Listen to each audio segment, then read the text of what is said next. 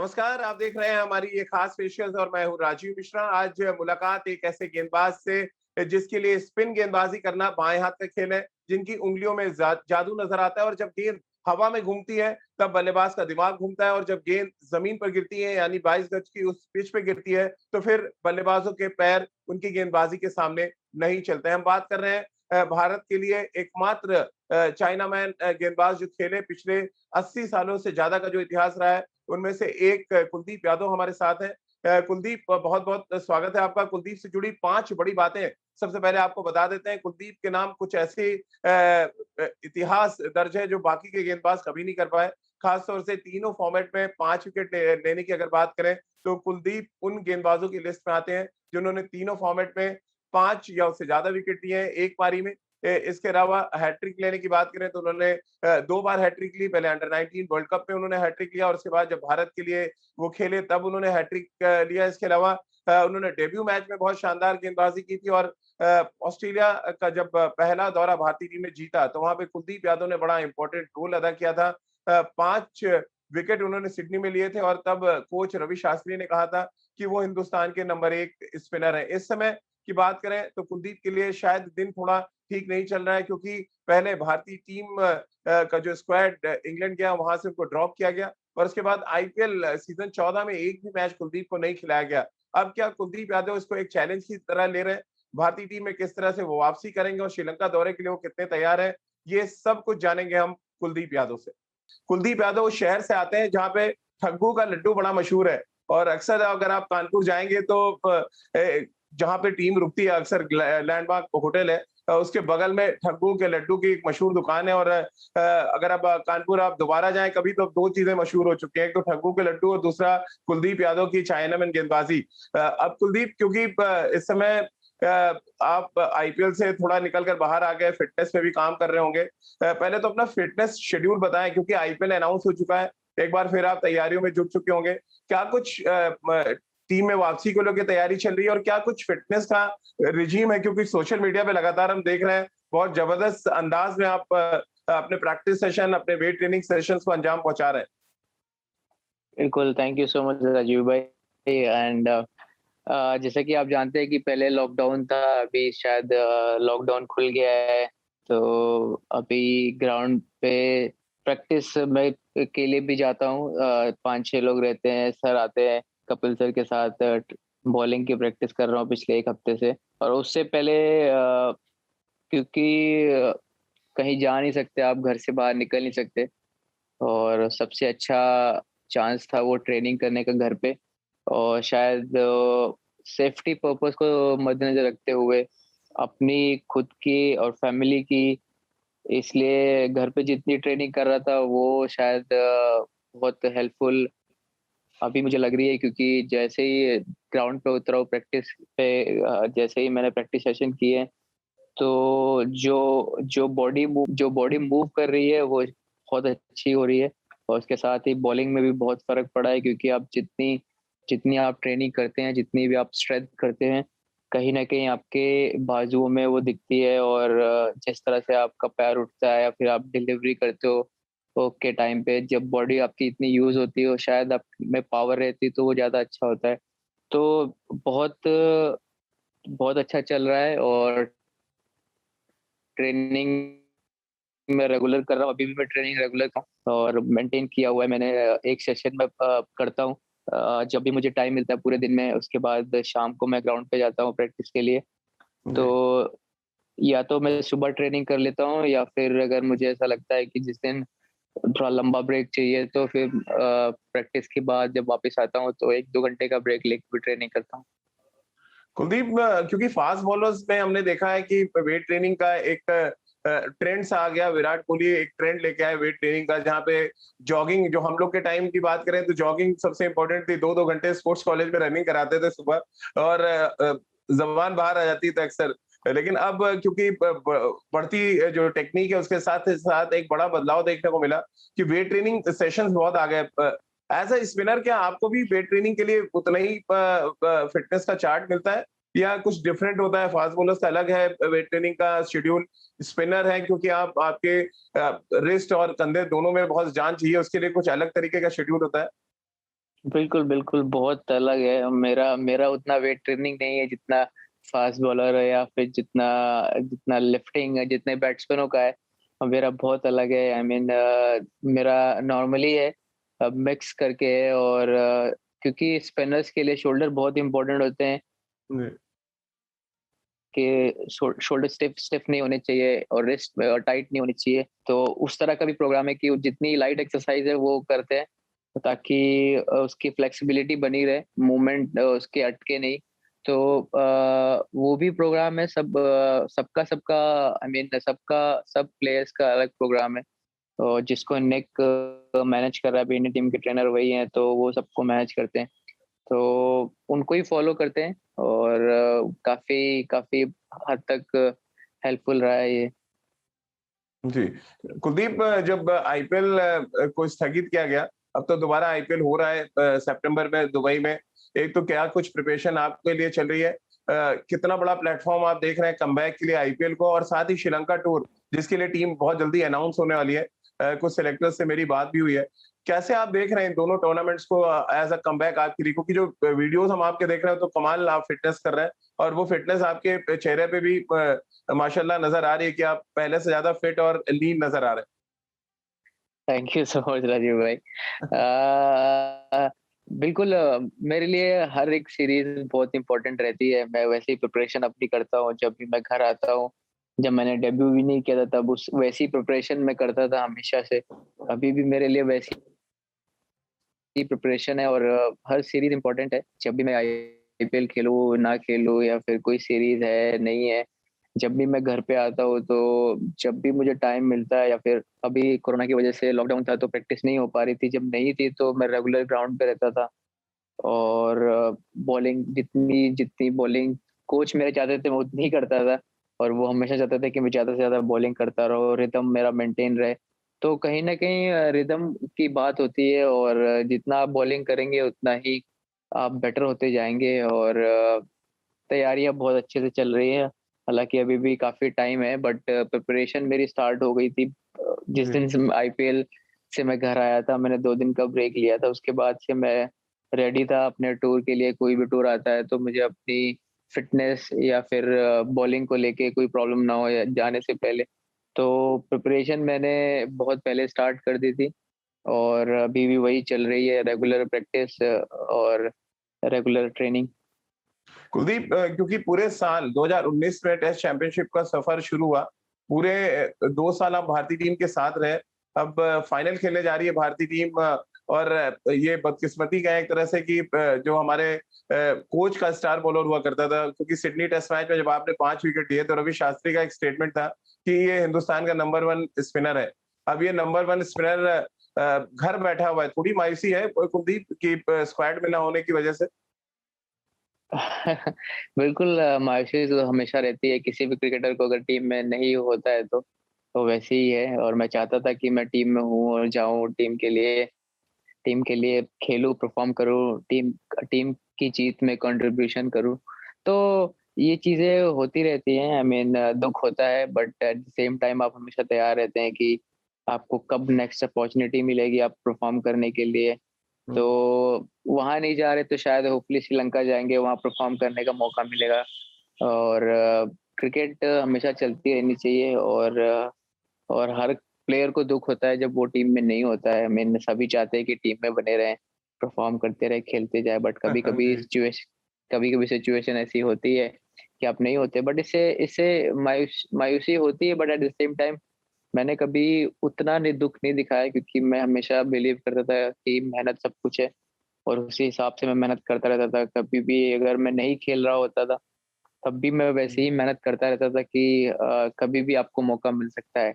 तो वही मेरा हमेशा से रहा है और अभी भी वही है कि दुःख हमेशा रहता है, कोई चीज़ आपको नहीं मिलती अगर बट मेहनत जारी रहनी चाहिए। कुलदीप, कितने चांसेस आप देख रहे हैं, क्योंकि पिछले 2 साल से कंटिन्यू आप भारतीय टीम के साथ थे। कितने चांसेस आप देख रहे हैं इस फाइनल मैच में भारतीय टीम के जीत के? क्योंकि न्यूज़ीलैंड ऑलरेडी खेल रही है वहाँ पे, और भारतीय टीम पहुँच गई है। अभी तो क्वारंटीन है, फिर उनका बैक वॉबल शुरू होगा, फिर 5 दिन का प्रैक्टिस सेशन है। जितना आपने टीम के ड्रेसिंग रूम को महसूस किया है, कितना विनिंग परसेंटेज आप देंगे हिंदुस्तान की टीम को? बिल्कुल आई मीन जिस तरह क्रिकेट हम लोग खेल रहे हैं पिछले 3-4 साल से 4 साल हो गए मुझे और जिस तरह से टीम का माहौल है वो बहुत पॉजिटिव है। आई मीन हम कभी भी खेलते कहीं बाहर भी खेलते तो वैसी सोच नहीं होती, हमारी अप्रोच ही ऐसी नहीं होती कि हम अवे खेल रहे हैं। हमेशा ऐसा ऐसे ऐसे ट्रीट करते हैं कि हम होम सीरीज खेल रहे हैं, हमें मैच जीतना है।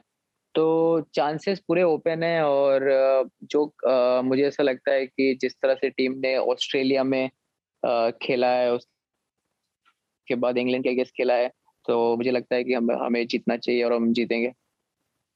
कुलदीप, क्योंकि इंग्लैंड के खिलाफ आप जो आखिरी टेस्ट मैच खेले मुझे याद है, उसके बाद फिर आप टीम से ड्रॉप हुए। एक ऐसी चीज जिसमें आप काम कर रहे हैं इन दिनों अपनी बॉलिंग पे, जो हमारे दर्शक हैं, हमारे व्यूवर्स हैं, वो ये जानना चाहते हैं, फिटनेस तो ठीक है, एक ऐसी चीज जिसपे आप काम करना चाहते हैं, और दूसरा क्या कुछ आप और ऐड ऑन करना चाहते हैं, क्योंकि आपके पास इतना तरकश में इतने तीर हैं एज अ रिस्ट स्पिनर, जो आम स्पिनर के पास नहीं होता। कैसे आप देख रहे हैं, एक तो इंग्लैंड के खिलाफ जो स्वीप शॉट बहुत खेले गए, एक क्या वो ज़हन में रहता है being a left arm spinner, क्योंकि मैं लेफ्ट आर्म स्पिनर था, मुझे भी एक पड़ती थी, तो थोड़ी देर के लिए आड़े जब शॉट्स पड़ते हैं, तो कॉन्फिडेंस थोड़ा शेक हो जाता है। बट क्योंकि बीइंग अ फिंगर स्पिनर आप आपके पास हो जाते हैं रास्ते, आप तेज फेंक के निकल जाते हैं, जो चोर बॉलिंग कहते हैं हमेशा यूपी में। लेकिन चोर bowling being a wrist spinner आप कर नहीं सकते। क्या कुछ ऐड ऑन कर रहे हैं स्वीप शॉट रोकने के लिए? और क्या थोड़ी बहुत अपनी स्पीड पे भी काम कर रहे हैं आप? तो बिल्कुल मुझे ऐसा लगता है कि जो आपके बेसिक है वो बहुत इम्पोर्टेंट होने चाहिए और वो बहुत स्ट्रांग होने चाहिए। उसके उसके अलावा आप कुछ भी ऐड ऑन करते हो वो आपके लिए बोनस है। आई मीन जो मेरे बेसिक है शायद मैं थोड़ा बेसिक में लैग कर रहा था कहीं न कहीं। अगर आप रेगुलर मैच खेलते हैं तो आपके बेसिक बहुत स्ट्रांग रहते हैं। जब आप हुँ। ब्रेक लेते हैं, आप रेगुलर नहीं खेलते हैं, तो कहीं न कहीं आप बेसिक में बहुत लैग करते हैं। आप स्पिन के लिए ज़्यादा नहीं देखते हैं। तो मैं उस पे काम कर रहा हूँ, जो मेरे बेसिक्स थे उनको मैं स्ट्रॉन्ग कर रहा हूँ। एट द सेम टाइम थोड़ी-थोड़ी चीज़ें मैं ऐड भी कर रहा हूँ बॉलिंग में कि क्या बैट्समैन को ज़्यादातर मैं रीड करने की कोशिश कर रहा हूँ कि बैट्समैन क्या शॉट खेल रहा है, कैसा विकेट है। आई मीन ज़रूरी नहीं कि आपकी पेस ही इम्पोर्टेंट है। पेस आपके अगर अगर आपकी पेस है, वो 1-2 बॉल के लिए अगर आप स्पिन करा रहे हो बॉल, अगर बॉल हवा में ड्रिफ्ट हो रहा है, रिसीव कर रहे हो बैट्समैन को, वो मुझे ज़्यादा बेटर लगता है कि वो अच्छा एक ऑप्शन है। इवन जब आप टेस्ट क्रिकेट खेलते हो बहुत मज़ा लगता है। जब इंग्लैंड इंडिया आई थी तो स्पिन ट्रैक मिले थे, उतनी जल्दी स्वीप और रिवर्स स्वीप नहीं लग रहे थे जब मैं टेस्ट मैच खेल रहा था। जी। मुझे मुझे याद है कि मेरी बॉल पे रिवर्स स्वीप या स्वीप नहीं लग रहे थे क्योंकि स्पिन ट्रैक हुँ। था, डिफिकल्ट था स्वीप और रिवर्स स्वीप मारना। तो डिपेंड करता है आप किस तरह के विकेट पे खेल रहे हो। आप इंग्लैंड में खेलोगे तो डेफिनेटली आपके स्वीप लगेंगे। अगर आप तेज डालोगे तो आप पे स्वीप भी लगने के चांसेस ज़्यादा हैं। तो वहाँ पे आप अपने आपके बेसिक्स बहुत काम आते हैं। आप कितना रिसीव कर रहे हो हवा में बॉल को और बैट्समैन को एक अपनी जगह से ना खेलने के बजाय उसको उसके मूवमेंट अगर नहीं है बैट्समैन के अंदर तो आप तो स्ट्रगल करेगा स्पिनर्स को खेलने में। तो उस पे भी काफ़ी काम कर रहा हूँ बैट्समैन को रीड कैसे करना है। बट मेरा फ़ोकस अभी मेन चीज़ मेरे बेसिक्स पे है कि मेरा बेसिक्स कैसा है और उस पे ही मैं काम कर रहा हूँ। बिल्कुल, और 2 अगर हम पिछले 2 साल की बात करें कुलदीप, तीनों फॉर्मेट में मैचेस बड़े आपने कम खेले हैं। अब ये क्या फॉर्मेशन टीम का थोड़ा बदला है? आपको लगता है ऐसे गेंदबाज लोग ढूँढने लगे हैं जो बैटिंग में कंट्रीब्यूट करते हों, इस वजह से फॉर्मेशन बदला, और फिर आपको भी लगता है कि अब क्योंकि थोड़ा-सा ब्रेक आपको मिला है, आप अपनी बैटिंग पे काम करेंगे, ये एक तरह का संदेश आपको मिला हुआ है? क्योंकि जब फॉर्मेशन बदलता है किसी भी टीम का या कैप्टन की सोच बदलती है, 2017 के बाद आप, और जब चहल आए तो कप्तान की एक सोच बदली थी कि स्पिनर चाहिए मिडिल ओवर्स में, और आप लोगों ने लगभग कितने ऐसी सीरीज थी जो अकेले दम पे जिता दी। दक्षिण अफ्रीका तो मुझे मैं कवर कर रहा था, 5 वनडे मैच और पांचों में आप लोगों ने कमाल की गेंदबाजी की थी। तो वो एक डिफरेंट सोच थी। आज के दौर में क्या ये एक इम्पोर्टेंट मुद्दा हो चुका है कि बैटिंग आनी चाहिए, टेलेंडर्स को कंट्रीब्यूट करना चाहिए नीचे, जिसकी वजह से आप कम मैचेस खेले पिछले 2 सालों में? तो मुझे ऐसा लगता है कि डिपेंड करता है कि आपके पास ऑप्शन क्या है। अगर आपके पास रवींद्र जडेजा जैसा ऑप्शन है, तो अब कहीं न कहीं आपको सैक्रिफाइस करना पड़ेगा अपनी प्लेस क्योंकि वो बैटिंग भी देते हैं, फील्डिंग में और बॉलिंग में कवर कर तीनों डिपार्टमेंट वो कवर कर लेते हैं। तो वो एक टीम की प्लानिंग होती है और टीम क्या डिमांड कर रही है आपसे वो भी बहुत इंपॉर्टेंट है, क्योंकि ये एक टीम गेम है, इंडिविजुअल गेम है नहीं जो आप आपको ही प्रायोरिटी हमेशा दी जाए, और टीम क्या की रिक्वायरमेंट क्या है वो ज़्यादा इंपॉर्टेंट है। और मुझे ऐसा लगता है कि कॉम्बिनेशन की वजह से हमें कभी न कभी कहीं भी कभी खेलना पड़ता था, कभी नहीं खेलना पड़ता था। जी, कुलदीप, और सबसे इम्पोर्टेंट है कि आपके साथ एज है अभी। आप अभी बहुत यंग हैं। सिर्फ़ 4 साल का करियर है आपका। क्या, क्योंकि जब आपको टीम से अभी थोड़ी देर के लिए आपको रेस्ट दिया गया, एक तरह से मैं कहूँगा, ड्रॉप इसलिए नहीं कहूँगा क्योंकि आपने मैचेस नहीं खेले, तो ड्रॉप करने का सवाल नहीं उठता। जब आपको स्क्वाड में जगह नहीं दी गई है, क्या कप्तान, कोच और सेलेक्टर्स ने आपसे बात की कि आपके पास एज है, आप अभी भी इंडियन क्रिकेट को बहुत लंबे समय तक आप सर्व कर सकते हैं?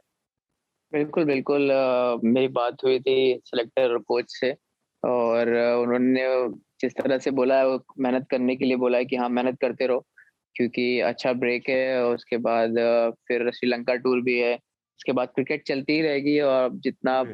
आप रियलाइज़ करोगे आपने क्या मिस्टेक की है, उस पे काम करना है, और जब उसको अच्छी तरह से तैयारी होके आओ और क्रिकेट खेलो, अच्छा परफ़ॉर्म करो। तो सबसे बात हुई है मेरी, और बहुत अच्छा सपोर्ट रहा है इंडियन टीम से, सेलेक्टर, कोच, कैप्टन सबका। तो वो एक तरह से देखते हैं अपने हर एक प्लेयर को, तो वो चीज़ बहुत अच्छी है। बात की आपसे क्योंकि आप ट्रम्प कार्ड रहे हैं हिंदुस्तान के। जैसा मैंने पिछले पहले भी कहा कि रवि शास्त्री ने यहाँ तक कह दिया था कि हिंदुस्तान के नंबर 1 स्पिनर हैं आप। लेकिन उसके बाद से सडन जो फेथ हटा पहले टीम मैनेजमेंट का, फिर सेलेक्टर्स का, कैसे आप देखते हैं इसको? क्या आप सेलेक्टर से भी बात की आपसे?